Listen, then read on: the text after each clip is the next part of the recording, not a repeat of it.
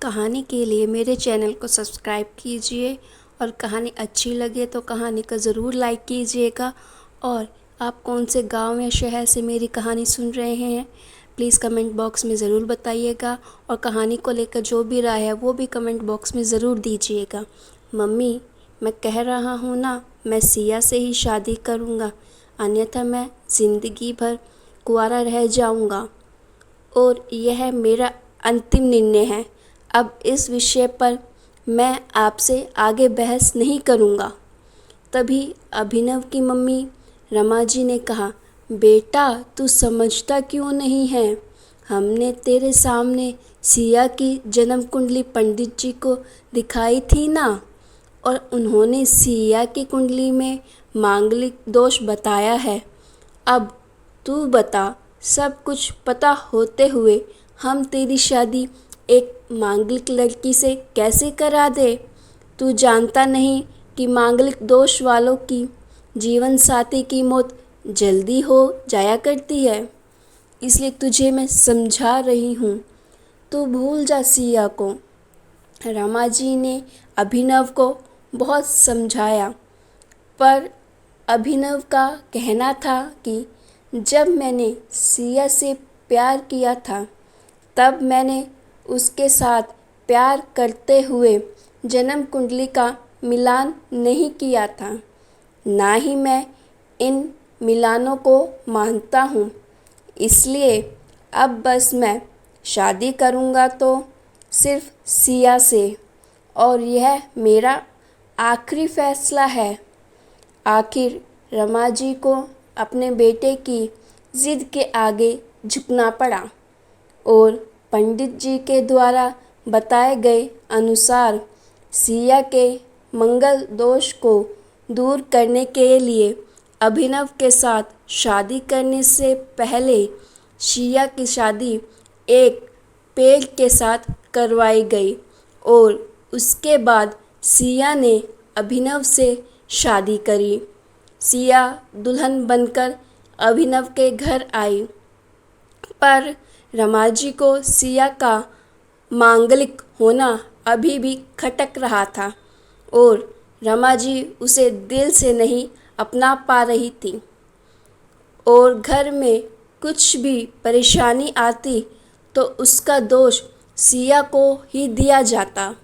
लेकिन सिया पढ़ी लिखी संस्कारी लड़की थी और वह अपनी सासू माँ से मिले इन बेवजह आरोपों को अपने दिल से नहीं लगाती थी और ऐसे ही ससुराल में उसके दिन कट रहे थे। एक दिन अभिनव ऑफिस से जल्दी घर आ जाता है। तब रमा जी ने उससे पूछा, बेटा आज जल्दी कैसे आ गया? तब उसने बताया, माँ आज सुबह से ही सिर दर्द और बहुत कमज़ोरी आ रही है, इसलिए ऑफिस में काम करने की हिम्मत ही नहीं हुई मेरी। तब रमा जी ने कहा, चल बेटा जल्दी कर, हमें डॉक्टर के पास चलना चाहिए। तब अभिनव और रमा जी डॉक्टर को दिखाने गए।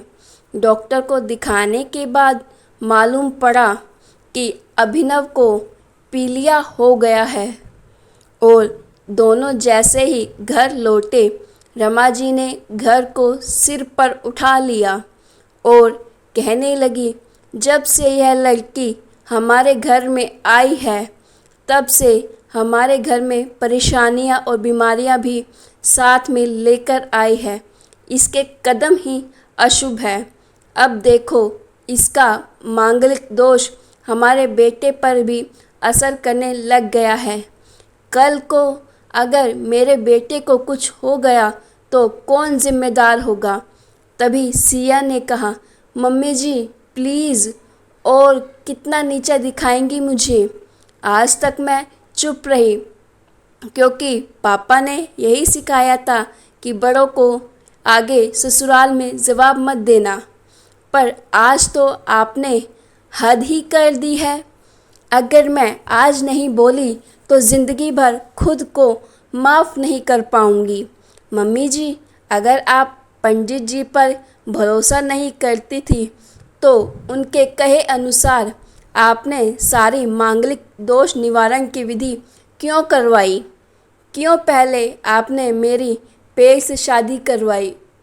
दोष मेरा मांगलिक होना नहीं, बल्कि दोष तो मेरा आपकी बहू होना है, क्योंकि घर में जाने अनजाने में कुछ भी परेशानी आती है उसका आप मुझे जोड़ देती हैं। और जब कोई सास अपनी बहू से सिर्फ नफ़रत कर रही होती है, तब यह बहू दोष बेटे बहू को नहीं, पूरे परिवार को परेशानी में डाल देता है। और इस बहू दोष से मुक्ति भी सिर्फ सास ही दिलवा सकती है। बहू को अपनी बहू मानो, उसे दिल से अपनाए, उसे भी सम्मान दे और यह महसूस कराए कि वह भी इस परिवार का सदस्य है। नहीं तो बहू दोष मांगलिक दोष से भी ज़्यादा पीड़ादायक हो जाता है। सिया की कही हुई बातें रमा जी के दिल को झंझोर रही थी और उन्हें मन ही मन पश्चाताप भी हो रहा था। उस समय उन्होंने सिया को कुछ भी नहीं कहा। थोड़े दिन बाद अभिनव बिल्कुल ठीक हो गया और ऑफिस जाने लगा और 1 महीने बाद अभिनव की सैलरी भी बढ़ गई। तब उसने घर आकर इसका श्रेय सिया को दिया तो रमा जी बोली, हाँ सही है बेटा, तू तो सारा श्रेय बहू को ही देगा। तेरी माँ का आशीर्वाद भी तो तेरी प्रगति के पीछे रहता है तेरे साथ। तू तो मुझे श्रेय देना भूल ही गया। तब अभिनव ने कहा, माँ इस बार सिया का मांगलिक दोष मुझ पर और ना ही मेरी तरक्की पर नहीं लगा।